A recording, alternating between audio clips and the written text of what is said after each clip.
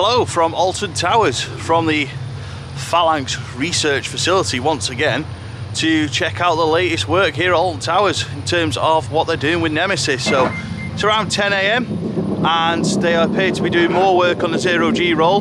We have only just done an update on the channel, literally a couple of days ago, and they've done half of the 0G roll, but they're now starting to do more of that today. They've already lifted some of it in, so it's very exciting to see again. On behalf of the Phalanx, we welcome visitors to the Nemesis observation platform.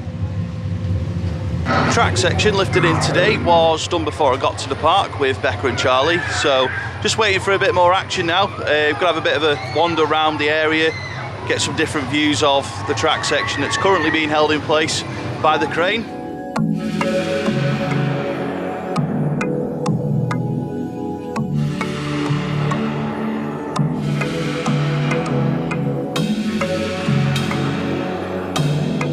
So far today there's been a lot of work going on the 0G roll section of the track that's gone in. They've just taken the straps off it now though, so that must mean the next track section is going in very shortly.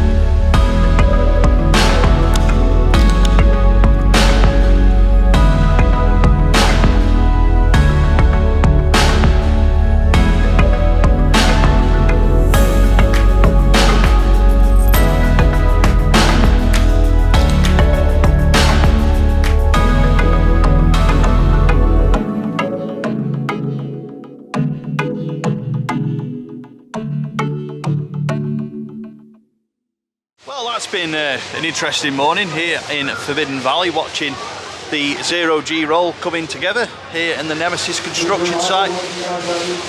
That's all for today's update. It's now time for me to go and find Becca and Charlie, go and have a go on the rapids, and then we're probably going to go to McDonald's to get some dinner because it's getting very, very busy here at Alton Towers. Everything's over a 1 hour queue line.